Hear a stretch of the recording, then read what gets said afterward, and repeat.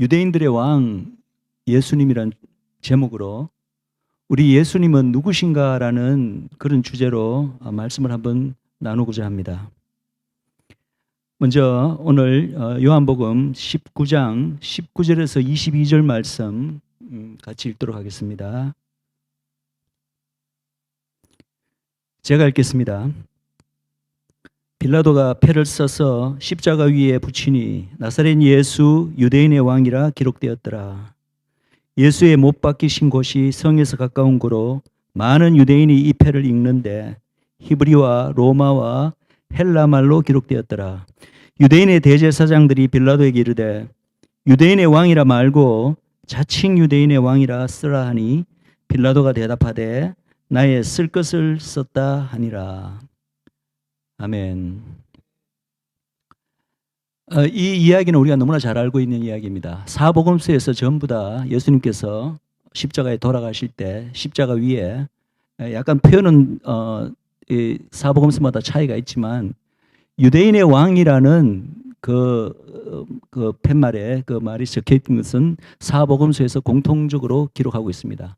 요한복음에서는 나사렛 예수 유대인의 왕이라고 히브리 말 그리고 라틴어죠. 로마 말 그리고 그릭 헬라 말로 그 당시 그 시대에 가장 많은 사람들이 쓰고 실제로 또 라틴어는 공용어였죠. 로마 제국 하에서. 그래서 가장 중요한 세 가지 언어로 나사렛 예수 유대인의 왕. 유대인의 왕이란 말은 사실은 복수입니다. 유대인들의 왕이란 뜻입니다. 우리가 너무나 잘 알고 있는 일인데 그리고 그 당시 그것을 보았던 대제사장들이 그것을 반대했던 이야기도 알고 있습니다. 저는 최근에 이 부분에 대해서 조금 재밌는 어떤 분의 이야기를 들었는데 유대인들이 특히 대제사장들이 왜 그렇게 이 팻말을 보고 반대했을까? 여기 이 나사렛 예수 유대인의 왕이라는 이 표현을 히브리 말로 쓰면요 이렇게 됩니다. 예슈아 나짜레이 베멜렉 하 예후딤. 히브리 말로 이렇게 아마 적혔을 겁니다. 그런데 놀랍게도요 이게 바로 히브리 단어 네 글자거든요. 나사렛 예수, 그러니까 순서로 아마 예수 나사렛 그리고 왕 유대인들의 이렇게 되거든요. 히브리 그 어순으로 따르면. 그런데 이 네 단어 히브리 네 단어로 이루어져 있는데 그 네 단어의 첫 글자만 따서 읽으면은 첫 글자만 따서 읽으면 어떤 히브리 글자가 나오냐면은 욤-해 밥-해. 바로 여호와 하나님의 바로 그 거룩하신 이름. 가시 어떤 물에서 모세가 하나님 여호와 하나님부터 받은 유대인들은 감히 너무나 그 이름이 신성해서 성경에서 그 이름이 등장할 때마다 전부 다 뭐 하셈 그 이름이라든지 혹은 롤드 바로 주라든지 이렇게 이름을 바꿔서 그 이름을 감히 발음도 못하는 신성한 그 하나님의 이름이 그렇게 나오거든요. 바로 네 글자로. 근데 사실은 유대인들은 이걸 이제 마치 우리가 UN, United Nation을 앞에 글자를 따서 UN으로 부르잖아요. 이런 식으로 그 히브리 단어의 첫 글자를 따서 이렇게 부르는 걸 이제 영어로는 아크로님이라고 부르고 우리 오늘날 현대에서도 우리가 늘 쓰는 방식입니다. 그런데 이러한 방식이 유대인들에게는 굉장히 흔하고 익숙했던 방식이라는 거예요.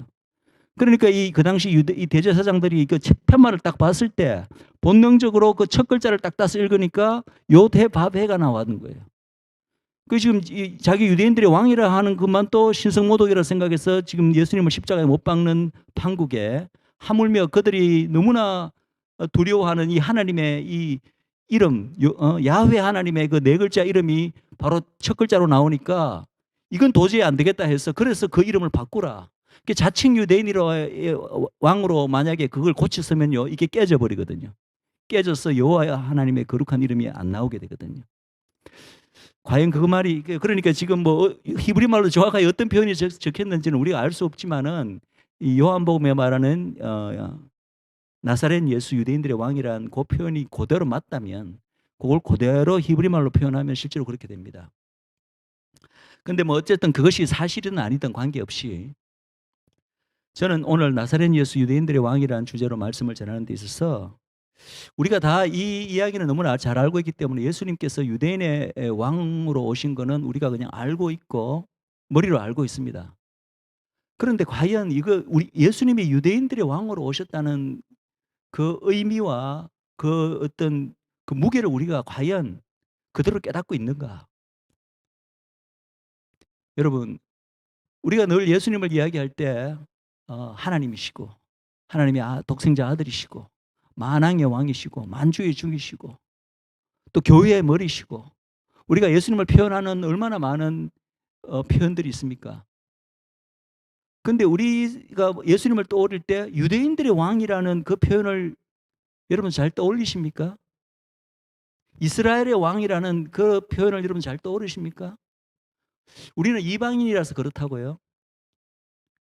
그러나 성경은 놀랍게도 여러분 지금 이 순간이 어느 순간입니까? 예수님께서 십자가에 달리시는 순간.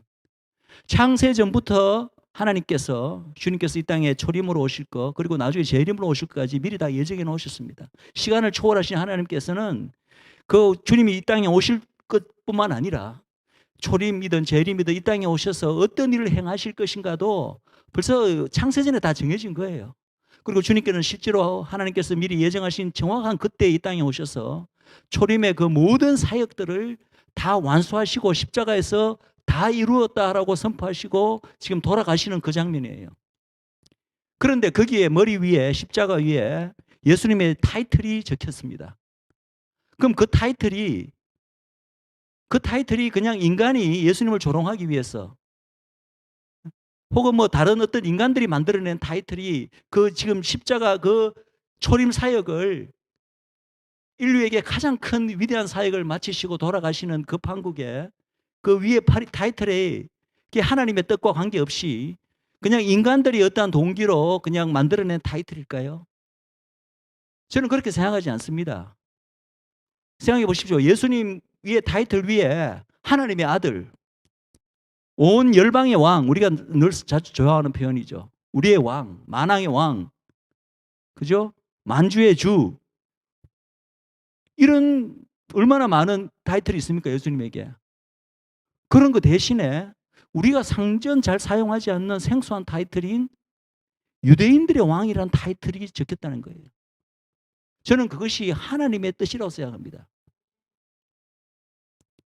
여러분, 그렇다면 이 유대인들의 왕이라는 뜻이 과연 예수님께서 그렇지 유대인들 가운데서 태어나셨으니까 그리고 그들에게 원래 약속된 메시아니까 유대인들의 왕인 모양이다. 그러나 이제 유대인들은 예수님을 그 당시 거부했기 때문에 이제는 복음이 열방으로 옴으로 말미암아 이제는 사실은 유대인들의 왕이란 예수님의 어떤 그런 타이틀은 별 의미가 없어졌고 그냥 이제는 온 열방의 왕이 되어버리셨고 온 그냥 만왕의 왕, 만주의 주, 하나님의 아들, 하나님 그냥 그 타이틀만 우리가 늘 생각을 합니다. 그러나 저는 그렇게 보지 않습니다. 주님께서 이 땅에 초림으로 오셔서 십자가 사역을 마치셨을 때 그 십자가 사역의 의미를 우리는 어떻게 받아들이고 있습니까? 우리는 늘 그렇지 나 죄 때문에 모든 인류의 죄 때문에 주님께서 오셔서 인류의 구세주로서 우리의 죄를 대속하시고 죽으셨다. 맞는 말입니다.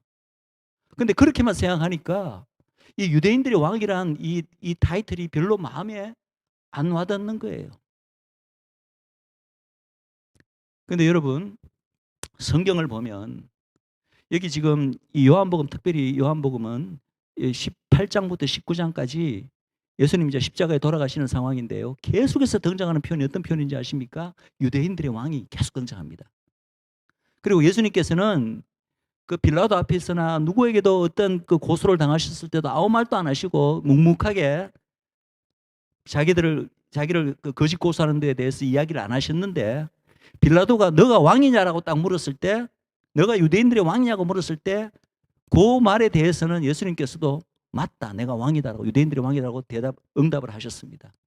그만큼 이 유대인들의 왕이라는 타이틀이 우리는 별로 중요성을 두지 않고 무게를 두지 않지만은 그러나 하나님의 입장에서는 지금 초림 사역이라는 거대한 지금 인류 구원의 사역의 가장 중요한 어떤 사역을 이제 마치시고 십자가에 돌아가는 이 순간에 그 초림 사역 전체를 지금 마무리하고 그것을 한마디로 지금 만약에 그걸 표현하는 그 표현이 다른 무엇도 아니고 온 인류의 구세주 뭐 이런 표현도 아니고 나사렛 예수 유대인들의 왕이라는 표현을 하나님께서 저는 하나님께서 그것을 허용하셨다고 보거든요. 그 타이틀을. 그렇다면 우리는 그 의미를 다시 한번 예수님의 십자가 사역의 의미를 우리가 생각하지 못했던 부분이 있지 않나라는 것을 한번 생각해 봐야 됩니다. 결론적으로 말씀드리면 주님께서 이 땅에 오신 거는 맞습니다. 모든 인류의 죄를 정말 하나님의 아들로서 유월절 어린 양으로서 대속하시고 우리를 구원하기 위해서 오신 거 맞습니다. 그러나 특별히 유대인들의 왕이라고 이렇게 초림 사역 전체를 총정리하시면서 그 타이틀이 위에 적힌 것은 뭔가 예수님께서 바로 그분의 백성이었던 그 유대인들을 위해서 이스라엘을 위해서 뭔가 초림 사역의 어떠한 역할을 굉장히 중요한 역할을 행하셨다는 것을 저는 나타내고 어쩌면 그것이 온 인류를 위한 어떤 그런 구세주의 어떤 그 대속의 역할을 한 것만큼이나 그것이 중요하다는 거예요. 성경에서는 예수님의 신분에 대해서 우리가 성경을 이렇게 전체를 이렇게 보면요. 계속해서 예수님의 신분을 두 가지로 구분해서 말하고 있는 것을 우리가 알 수가 있습니다. 제가 말하는 두 가지란 의미는 어떤 의미냐면은 예수님께서 전 인류에 대해서 가지시는 신분이 있고 그다음에 이스라엘이라는 한 나라에 대해서 가지시는 신분이 또 따로 성경에서는 그것을 언급하고 있다는 것입니다. 그런데 예수님께서 만약에 이 두 가지 신분을 가지시는 게 맞다면 예수님께서 초림으로 오셔서 행하신 그 사역, 예수님의 사역조차도 그리고 앞으로 장차 오실 그 재림 사역조차도 사실은 성경을 이렇게 우리가 보면 두 가지 갈래로 이야기하고 있다는 것을 우리가 알 수가 있습니다. 하나는 온 인류를 위해서 행하시는 사역이고 온 인류를 하면 이제 이스라엘 제외한 다른 모든 열방을 말하는 거죠. 그리고 또 이스라엘을 위해서 주님께서 행하시는 사역이 따로 있다는 거예요. 초림 십자가 사역도 마찬가지입니다. 우리가 예수님의 사역을 이야기할 때 늘 예수님 이 땅에 태어나심, 그저 초림 사역으로 십자가에서 죽으심, 부활하심, 그리고 승천하심이잖아요. 그럼 그것은 우리는 늘 열방 우리를 위해서 그 모든 것을 행했다. 십자가 죽으심의 의미, 부활의 의미를 늘 이야기합니다. 그러나 그러한 의미들이 우리가 늘 이야기하는 것들이 다 맞는 의미지만 그러나 동시에 예수님의 십자가의 죽으심과 부활하심조차도 뭔가 유대인들을 위해서 그 이스라엘이라는 그 당시 유대인들을 위해서 우리 열방과는 뭔가 구별되는 의미로 그들에게 뭔가 행하신 게 있다는 거예요. 그 부분을 우리가 잘 생각을 하지 않습니다. 예수님이 온 열방에 대해서 가지시는 어떤 신분은 어떤 신분입니까?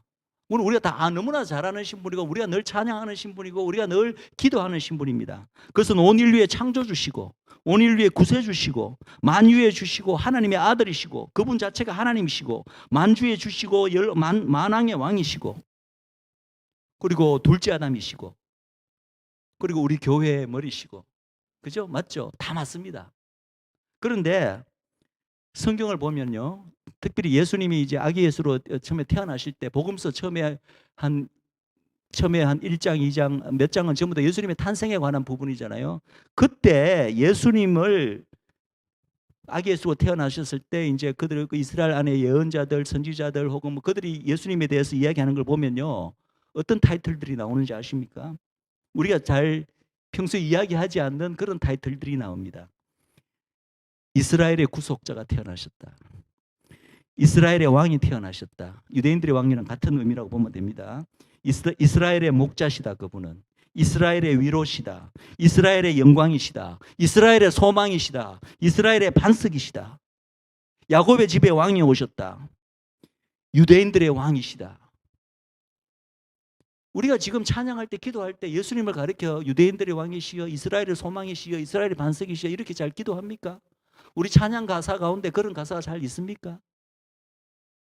근데 성경은 압도적으로 우리가 지금 예수님에 대해서 붙이는 그런 전 열방에 대해서 온 세계에 대해서 가지는 그 타이틀보다 더 압도적인 횟수로 그 이스라엘과 관련된 예수님의 그 타이틀을 성경에서는 계속해서 이야기하고 있다는 거예요. 자체가 어떤 의미죠? 예수님이라는 이름 자체가 자기 백성을 죄에서 구원할 자라는 뜻입니다. 자기 백성. 물론 이제 우리는 자기 백성의 모든 열방에 구원받은 자녀들이 다 하나님, 예수님의 백성입니다. 그러나 1차적으로는 그 당시 구약적 배경에서 예수님이 태어나셨을 때 자기 백성이라 하면 1차적으로는 이스라엘 백성을 가리키는 거예요. 우리 교회도 물론 그 안에 들어가는 거지만. 그리고 성경이 마지막에 구약시대뿐만 아니라 성경의 마지막 책이 어떤 책이죠? 계시록이잖아요. 그럼 계시록에 예수님을 가리켜 어떻게 표현하냐면은 계시록에서는 예수님을 유다 지파의 사자 다윗의 뿌리라고 부르고 있습니다. 아니 이스라엘 지금 다 지파들 뿌리 흩어졌고 뭐 지파의 의미도 별로 우리가 두지도 않는데 인류의 역사가 끝나는 마지막에 예수님을 부르기를 그 많은 예수님에 대한 호칭을 옆에 제껴두고 계시록에서는 예수님을 유다 지파의 사자 다윗의 뿌리라고 부르고 있다는 것입니다. 예수님의 그 신분, 제가 두 가지 신분, 전 인류에 대해서 가지시는 신분이 있고 특별히 이스라엘에 대해서 가지는 신분이 있다고 했고 그 성경은 그것을 자꾸 이렇게 구별하고 있다고 제가 말씀을 드렸는데 제가 예만 들면은 우리가 마태복음 1장 전체가 뭡니까? 예수님의 계보, 족보 아닙니까? 그 가운데 마태복음 1장 1절이 어떻게 시작하죠? 마태복음 1장 1절에 다윗의 자손, 아브라함과 다윗의 자손, 예수 그리스도의 계보라 이렇게 되어 있습니다. 마태복음 1장 1절에. 거기에 여러분 예수님의 두 가지 신분이 사실은 언급된 걸 좀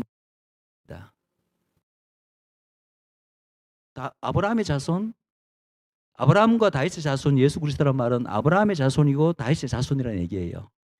그런데요, 사실은요, 아브라함의 자손이라는 신분은, 예수님의 신분은 바로 아브라함의 언약을 궁극적으로 그냥 단순히 아브라함과 다윗의 혈통을 이어서 그 혈통을 이어서 태어나신 분이라는 뜻이 아니라 왜 해필이면 그 족보에 그 예수님의 그 혈통적 위에 조상들 얼마나 많이 있습니까? 그 모든 사람들 제외하고 해필이면 왜 아브라함과 다윗 두 사람이 언급된지 아십니까? 왜냐하면 유대인들에게 이스라엘에게 주어진 구약시대 때 가장 중요한 언약 두 가지가 바로 아브라함의 언약이고 또 다윗의 언약입니다. 근데 특별히 이제 아브라함의 언약은 그 아브라함의 자손이란 말은 그 아브라함의 언약에서 약속된 그 언약을 궁극적으로 이루실 분이라는 얘기예요. 근데 아브라함의 언약은 꼭 물론 그 언약의 그 결과로 이스라엘 민족이 태어나긴 태어났지만 아브라함의 언약을 보면 그것은 이스라엘만을 향한 언약이 아닙니다. 신약에서는 우리 교회도 아브라함의 자손이라고 이야기하고 있습니다. 즉 무슨 말이냐 하면은 아브라함의 자손이라는 것은 아브라함의 자손을 통해서 온 인류 천하 만민이 복을 받게 하겠다는 것이 아브라함의 언약이기 때문에 아브라함의 자손으로서 오신 예수님의 신분은 온 인류를 향하신 신분입니다. 이스라엘만을 향한 신분이 아니고. 근데 다윗의 자손은요. 다윗은 바로 유다 지파로서 바로 이스라엘에 약속된 그 민족적 메시아를 의미합니다. 그래서 예수님께서 그 공생의 기간에도 예수님 돌아다니시면 사람들이 뭐라고 예수님께 왔습니까? 다윗의 자손이요. 그들이 다윗의 자손이라 하는 말은 그들이 기다려왔던 그들의 민족적 왕, 그들의 민족적 메시아와 동의어로 쓰이는 단어가 다윗의 자손이었습니다. 다윗의 아들. 그러니까 그게 바로 다윗 언약의 궁극적인 성취자라는 얘기죠. 그러니까 바로 마태복음 1장 1절에도 아브라함의 자손이자 다윗의 자손인 예수 그리스도로 할 때 사실은 두 가지 신분이 언급되어 있는 것입니다. 또 우리가 굉장히 잘 알고 있는 그 베드로의 유명한 고백이 있습니다. 너희는 나를 누구라 하느냐? 이거 아마 외우고 계시는 분도 많이 계시겠죠. 베드로가 뭐라고 대답해서 칭찬받습니까? 주는 하나님의 아들이시요 그리스도시요 살아계신 하나님의 아들이시니이다. 이 말이 사실은 베드로가 원조는 아닌가 아시죠? 원조로 이 말로 먼저 고백한 사람이 한 사람이 있습니다. 요한복음 1장에 나옵니다. 예수님은 12 제자들 중에 무화과나무 밑에 서 있다가 예수님이 멀리서 보고 나다나엘을 이제 불렀을 때 그때 예수님께서 나다나엘을 만나자마자 마음에 간교함이 없는 간사함이 없는 참 이스라엘이라고 칭찬을 하십니다. 바로 속을 바로 뚫어보셨기 때문에. 그럴 때 이 나다나엘이 예수님을 보자마자 하는 고백이 당신은 하나님의 아들이시요 당신은 이스라엘의 임금이로소이다. 이렇게 고백합니다. 여러분, 이게 사실 같은 고백이에요. 베드로가 한 주는 그리스도시요라는 말이요. 그 당시 그리스도는 메시아잖아요. 히브리 말로. 유대인들에게 그리스도는 메시아는 자기 민족에게 약속된 민족적 그 왕을 말합니다. 다윗 왕의 계보를 얻는, 그래서 자기들을 모든 압제에서 해방시켜 줄, 무슨 뭐 죄에서 구원해 줄 이런 개념은 굉장히 약했고, 그들이 기다리고 있던 그들의 그 그리스도 메시아는 그 로마의 압제에서 그들을 해방시켜 줄 약간 정치적 군사적인, 어쨌든 그들 민족의 민족적 메시아로 이해하고 있습니다. 그러니까 주는 그리스도시요 혹은 이스라엘의 임금이로소이라는 것은 사실은 같은 고백이에요. 우리 이스라엘의 약속된 메시아입니다라는 걸 고백하는 거예요. 그러니까 예수님을 보고 아, 이분이 우리가 기다려왔던 메시아구나라는 고백은 할 수 있겠죠. 근데 이 베드로의 고백과 나다나엘의 고백의 놀라운 점은요, 베드로는 당신은 살아계신 하나님의 아들입니다라는 고백까지 같이 했다는 거예요. 그리고 나다나엘 입에서는 당신은 하나님의 아들이시오. 같은 거죠. 근데 유대인들이 가지고 있는 그 메시아 그 상에는요, 그 장차 올 메시아가 다윗 왕의 계보를 잇는 어떤 아주 위대한 영웅, 자기 민족을 구원해 줄 영웅력은 알았는데 그분이 신적인 어떤 그런 신성을 가지는 하나님의 아들이라는 것은 모르는 거예요. 그 당시 유대인들에게는 그들이 가진 메시아 상에는 그런 게 없었습니다. 근데 베드로든 나다나엘이든 예수님을 가리켜 아, 당신이 우리 민족이 기다려왔던 그 메시아군요라고 고백할 것까지는 이해가 되는데 둘 다 뭐라고 고백합니까? 하나님의 아들이라고 고백하는 거예요. 이것은 동의어가 아닙니다. 주는 그리스도이시라 말 고백과 당신은 하나님의 아들이라는 고백은 그들에게는 동의어가 아니에요. 그 당시. 그러니까 예수님께서 이것은 사람이 알게 한 것이 아니다. 베드로가 그걸 고백하니까. 성령 하나님께서 너에게 그걸 알게 해주셨다. 근데 중요한 건요, 이 그리스도라는 그 신분은 제가 다시 말씀드리지만 이스라엘의 약속된 민족적 메시아, 민족적 왕, 유대인들의 왕이라는 뜻이에요. 유대인들에게는 그 당시. 근데 하나님의 아들이라는 신분은 어떤 신분이죠? 그거는 온 인류를 향하신 예수님의 신분이잖아요. 그러니까 이 성령님의 조명함으로 말미암아 베드로와 이 나다나엘의 입에서는 예수님이 이런 두 가지 신분을 가지는 분으로 우리는 그것을 동의어로 취급하는 동의어가 아닙니다. 그렇게 고백을 하고 있는 거예요. 또 하나 보겠습니다. 제가 말씀드렸죠. 신분이 두 가지면은 예수님께서 이 땅에 오신 사역도 그 신분에 따라서 두 가지 갈래가 있다. 근데 그 두 가지 갈래를 구약 성경에 메시아에 대한 예언의 말씀에서는 두 가지를 구분해서 이야기하고 있습니다. 한번 예를 볼까요? 자, 이사야서 49장 5절 6절 제가 화면에 준비는 안 됐을 텐데 나중에 한번 찾아보시기 바랍니다. 이사야서 49장 5절 6절을 보면은 그 메시아에 대한 예언의 말, 그가 와서 장차 이스라엘에 와서 오게 되면은 하는 일이 무엇이냐 하면 두 가지로 이야기를 합니다. 하나는 야곱의 족속을 세우는 일이고 또 하나는 이방의 빛이 될 것이다. 이게 여러분 같은 일이 아닌 거 아시겠죠? 야곱의 족속을 세우는 건 뭡니까? 이스라엘에 관련된 거예요. 이스라엘에 뭔가 일을 행하셔서 이스라엘을 회복시키실 것이고 그 다음에 이방의 빛, 온 열방에 하나 여호와를 아는 빛을 비추게 될 것이다. 두 가지 다른 갈래입니다. 또 이사야서 42장 6절에도 보면은 그분은 바로 이방의 빛이 될 것이고 백성의 언약이다. 이렇게 이야기합니다. 이방의 빛은 온 열방을 향한 어떤 사역을, 예수님의 사역을 말하는 것이고 백성의 언약은 뭡니까? 거기서 말하는 백성은 이스라엘 백성을 가리킵니다. 이스라엘 백성에게 어떤 언약을 성취시키러 이분이 오셨다는 얘기예요. 또 하나 보겠습니다. 누가복음. 조금 전까지는 이사야서는 구약이죠. 누가복음 2장 32절. 누가복음 2장은 예수님이 아기 예수로 태어나셨을 때입니다. 그런데 태어났을 때 이렇게 고백을 합니다. 그분은 이방의 빛이시고 이스라엘의 영광이다. 이렇게 합니다. 우리는 우리 이방을 이스라엘이라 생각해 버리면은 이런 모든 일을 구분하는 게 우리에게는, 그렇게 생각하시는 분에게는 별 의미가 없습니다. 이스라엘에 대해서 어떤 이야기가 나오든 그것은 우리 교회를 가리키는 거니까. 특별히 유대인들 이스라엘에 관련됐다고 생각하지 않고, 그죠? 이스라엘 나오면 그것도 교회고, 또 이방 이야기도 그것도 또 교회고, 그죠? 이렇게 생각해 버리면 구분이 안 되죠.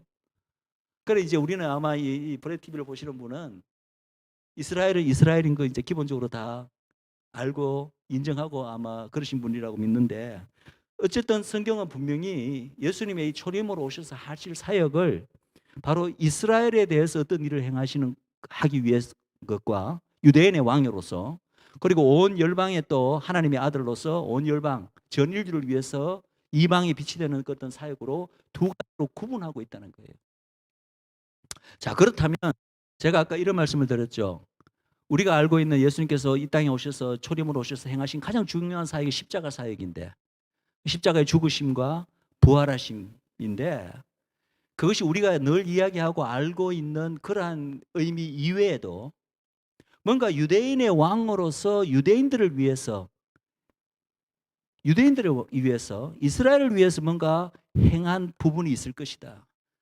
어쩌면 그 일이 하나님께는 더 중요했기 때문에 그 초림 사역을 마무리하고 이제 돌아가시는 그 결정적인 순간에 팻말에는 다른 모든 타이틀을 제껴놓고 나사렛 예수 유대인들의 왕이라는 타이틀이 적혔을 것이다. 자, 그렇다면 주님께서 만약 이제 십자가 죽음을 먼저 한번 보겠습니다. 예수님의 십자가에서 돌아가심. 그것이 유대인들에게는 어떠한 의미를 가질까? 우리가 늘 가지는 의미. 그러니까 유대인들도 죄인이고 우리 이방인들도 죄인이잖아요.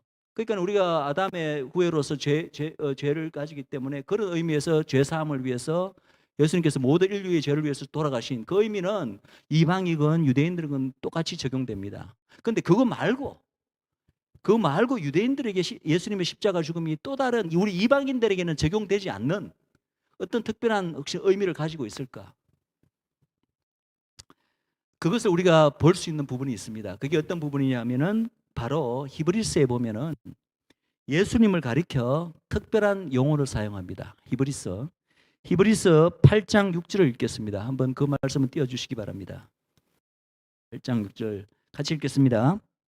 그러나 이제 그가 더 아름다운 직분을 얻으셨으니 이는 더 좋은 약속으로 세우신 더 좋은 언약의 중보시라. 더 좋은 언약이 바로 흔히 구약에서 이미 선지자를 통해서 예언된 새 언약입니다. 새 언약은 우리가 신약에 와서 우리가 그것을 부르는 명칭은 뭔지 아시죠? 복음입니다. 복음은 이미 구약에서는 새 언약이라는 명칭으로 장차 이스라엘 민족에게 올 것이라고 약속이 되었습니다. 이 새 언약은 먼저 이스라엘 민족, 유다 민족, 이스라엘 민족에게 먼저 약속되었다고 예레미야서에서 봅니다. 그래서 그 땅에 예수님께서 그 약속된 새 복음, 새 언약을 가지고 이스라엘 땅에 먼저 오신 거죠. 첫째는 유대인에게요, 그 다음은 헬라인에게로다. 오시고 난 다음에 예수님 부활 승천하신 다음에 그 새 언약이 본래 약속은 이스라엘 민족에게 먼저 약속됐는데 어떻게 됐습니까? 그것이 이스라엘의 지경을 넓어서 이제는 온 열방으로까지 넓혀지게 되었죠. 그것은 순전히 하나님의 은혜이고 하나님의 사랑입니다. 그런데 분명히 여기서 의 중보라고 부르고 있는 거예요. 이스라엘 백성이 새 언약이 이스라엘 백성에게 약속입니다. 선지자들 에스겔과 예레미야와 그 외에도 많은 선지자들이 그것을 이야기를 합니다. 신명기에도 보면 장차 이러한 새 언약이 올 것을 암시하는 구절들이 있습니다. 그럼 새 언약이 약속되었으면 이스라엘에게 새 언약이 오면 되는데, 근데 여기 보면은 새 언약의 중보라는 표현을 씁니다. 예수님이. 이 새 언약이 약속됐기 때문에 이스라엘은 그냥 받으면 되는데 그걸 받는데 왜 중보가 왜 필요하지? 중보가 왜 필요할까요? 자, 또 한 가지 히브리서 9장 15절 말씀을 읽겠습니다. 거기 그 해답이 있습니다. 9장 15절 같이 읽겠습니다. 시작. 이로 말미암아 그는 새 언약의 중보자시니 이는 첫 언약 때에 범한 죄에서 속량하려고 죽으사 부르심을 입은 자로 하여금 영원한 기업의 약속을 얻게 하려 하심이라. 여기도 똑같은 표현이 등장합니다. 예수님을 가리켜 새 언약의 중보자시라고 이야기합니다. 그러면서 그 뒷부분을 보십시오. 이는 예수님이 왜 새 언약의 중보자로 오셨냐 하면은 바로 초림으로 오신 걸 말하는데, 첫 언약 때에 범한 죄에서 속량하려고 죽어서, 예수님이 십자가에 죽으신 이유를 뭐라고 설명하고 있습니까? 첫 언약 때에 범한 죄에서 속량하려고. 여러분, 이 구절이 우리 열방에게 적용됩니까 안 됩니까? 우리에게 우리가 받은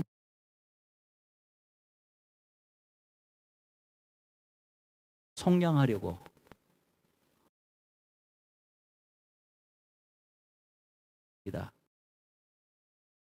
그래서 우리에게 그분을 나타내지도 않으셨고 우리와 어떤 언약을 맺으신 것도 없었습니다. 여기서 말하는 첫 언약은 무슨 언약을 말합니까? 바로 이스라엘 백성이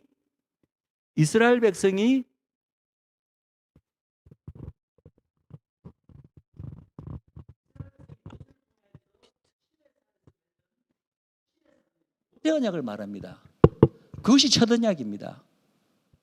우리가 하나님과 이방에 우리가 하나님과 첫 언약을 맺었습니까? 모세 언약을 맺었습니까? 우리는 하나님의 언약 백성이 아니었어요. 구약 때는 아무 하나님과 언약 관계가 없었습니다.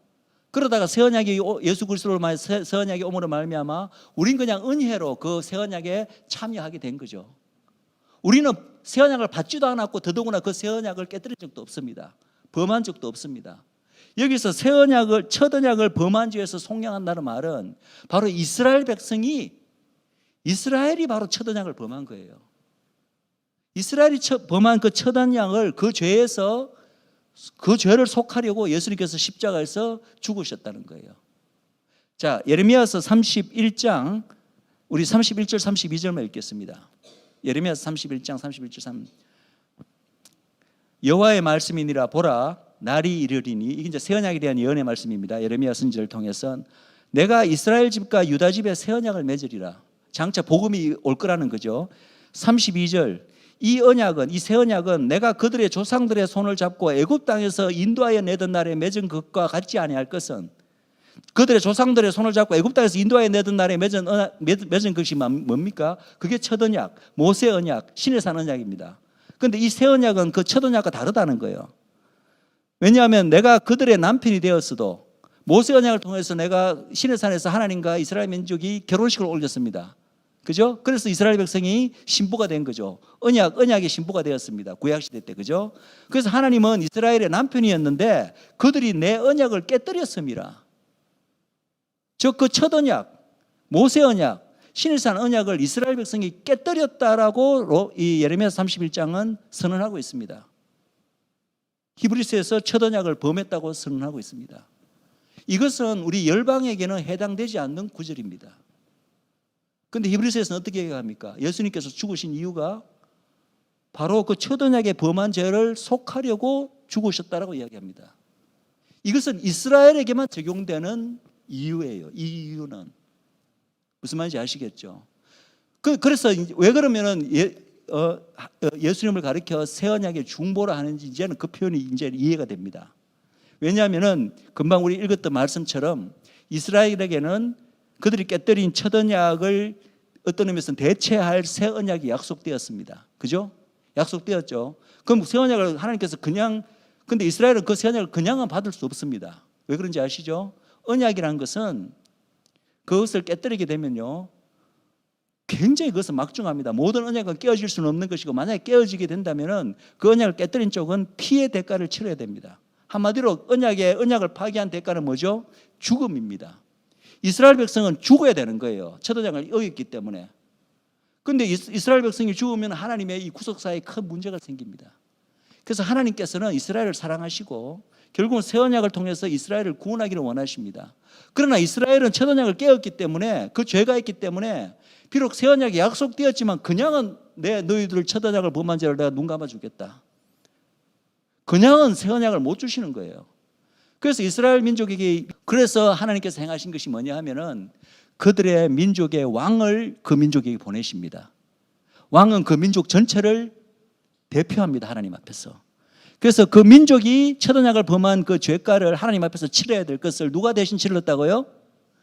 그들 민족의 왕이 그 민족을 대표해서 하나님 앞에서 치른 것이 그게 뭐라고요? 그게 바로 십자가의 죽으심이란 거예요. 이스라엘 민족에게 있어서. 그래서 예수님께서 유대인의 왕으로서 초림으로 오셔서 십자가에 죽으신 사역이 바로 그것을 위한 것입니다. 온 인류를 위한 사역 맞습니다. 그것도 맞는데 그러나 유대인들에게 위해서는 유대인들의 왕으로서 그들이 범한 첫 언약의 죄를 그 민족을 위해서 대신 치르기 위해서 죽으신 것. 그 예수님의 십자가에 죽으신 행위가 바로 그 유대인들이 이제 약속된 새 언약의 중보라고 부르고 있는 것입니다. 근데 이어서 하나 재밌는 건요.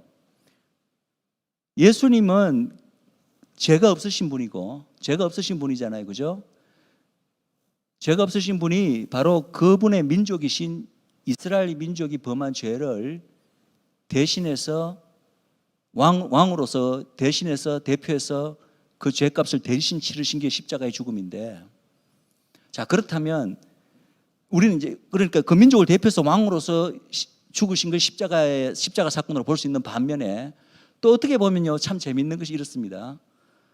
첫 언약을 맺을 때 이스라엘 백성과 언약을 맺은 반대쪽 당사자가 누구죠? 한쪽은 이스라엘 백성이고, 시내산 언약을 맺을 때, 모세 언약을 맺을 때 이쪽 당사자는 누구죠? 여호와 하나님이시잖아요. 그 여호와 하나님이 또 누구냐면 예수님이잖아요. 그렇죠? 그런데 이 첫 언약이 이스라엘 민족의 그 배역으로 깨어졌어요. 그러면은 예수님의 십자가 죽으시면 어떻게 볼 수 있냐면은, 아까 봤을 때는 이 깬 쪽 이스라엘의 백성 전체를 대표해서 그들의 왕으로 오셔서 그들의 왕이 그 깬 대가를 대신 치러 때려봤죠. 그런데 또 다른 각도에서 생각해 보면요, 바로 첫 언약을 이스라엘 백성과 맺은 이 반대쪽 당사자이신 하나님이신 예수님이 이 첫 언약을 깬 데는 하나님은 아무 잘못이 없잖아요. 그죠? 그래서 이스라엘 백성이 일방적으로 깬 거지. 근데 반대쪽 당사자인 하나님께서 그 반대쪽인 이스라엘이 깬 언약의 그 죄가를 하나님께서 오셔서 대신 치러주신 거예요. 이렇게도 볼 수가 있죠. 그죠? 너무나 이게 사실은 신비한 관계입니다. 예. 이해가 되시나요?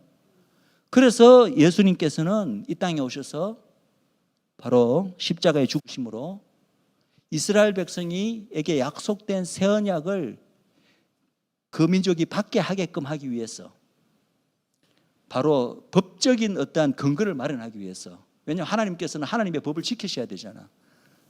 그냥 죄를 지었는데, 언약을 깼는데 그냥 그거 모르고 그거 없다 하고 그냥은 주실 수가 없는 거죠. 그래서 새 언약이 약속되었지만 새 언약을 이스라엘이 받기 위해서는 그 법적 근거로 그 어떤 대가를, 누군가는 대가를 치러야 되는데 그 대가를 바로 예수님께서 치르셨다. 그래서 십자가에서 예수님께서 다 이루었다라고 하실 때는요, 아, 그래, 내가 온 인류의 죄를 위해서, 내가 아담이 범한 죄를 위해서 내가 모든 그 대속의 사역을 이루고 죽는다, 그런 의미로 다 이루었다도 될 수 있지만, 바로 유대인들의 왕으로 오셔서 유대인들을 위해서, 그들이 이제 약속된 새 언약을 받고, 유대인들이, 그리고 마지막에 우리가 이제 늘 이야기하는 게 바로 이스라엘이 마지막 날 회복된다는 거잖아요. 이스라엘이 마지막 날 회복된다는 말의 의미는 뭡니까? 그냥 고토기환하고 없던 나라가 생기는 것이 회복입니까? 아니잖아요. 우리가 기도하고 있는 참다운 회복은 뭡니까? 그들이 마침내 민족적으로 전체가 다 하나님의 이 새 언약을 그때 받아들이고 예수 그리스도를 그들의 메시아로 인정하고 구원받는 게, 그게 참다운 이스라엘의 회복 아닙니까? 그럼 이들이 마지막 날에 이제 이 이스라엘 전체가 다 새 언약을 받아들일 것이다, 구원받을 것이라는 것이 이미 약속되어 있잖아요. 그런데 그 일이 그러면 반드시 일어납니다. 그죠? 그런데 일어날 수 있는 근거를 예수님께서 벌써 초림으로 오셔서 십자가 때 벌써 그 법적 근거를 다 치르신 거예요. 비록 하나님의 전체 인류 구속 계획에 있어서 이방인의 충만한 수가 차기까지 아직 때가 이르지 않아서 그 우둔함이 아직 다 제거되지 않고 있지만, 어쨌든 마지막에 이스라엘 민족이, 온 이스라엘이 구원을 얻게 되는 법적 근거를 예수님께서는 초림으로 오셔서 벌써 십자가 사역에서 그 새 언약의 중보로 이미 그 첫 언약에 범한 이스라엘의 그 대가를 치르심으로, 무슨 말인지 알겠죠? 법적 근거를 이미 마련해 놓으셨어요. 그렇기 때문에 때가 되면 마지막 날 마침내 온 이스라엘이 구원을 얻게 될 수 있는 것입니다. 그래서 예수님이 이 유대인의 왕으로 오셔서 행하신 일이 얼마나 중요한 걸 우리가 알아야 됩니다. 많은 분들이 예수님을 사랑하는데 이스라엘을 이야기하면은 좀 마음에 거부감을 느끼는 분들이 많아요. 왠지 예수님을 유대인들의 왕이라 그러고 이러면은 뭔가 좀 아닌 것 같고 거부감을 느끼고, 그냥 나의 왕, 우리 열방의 왕, 온 인류의 구세주, 이러면 이제 마음이 편합니다. 그리고 이스라엘의 회복을 이야기하면 그것에 대해서 좀 마음이 이렇게 안 가는 분들이 있는 것 같아요. 그런데 제가 생각하기에는 그 이유가 뭐냐면은, 이 예수님이 유대인들, 이스라엘과 어떤 관계에 있는지, 하나님께서 이 예수님을 가리켜 성경에서 이스라엘과 유대인들과 연결시켜서 예수님의 타이틀이 지금 다른 타이틀보다도 전 인류를 향한 타이틀보다 더 압도적으로 많이 등장하는 타이틀이 유대인들과 이스라엘과 예수님 사이의 그 관계에 대한 타이틀이에요.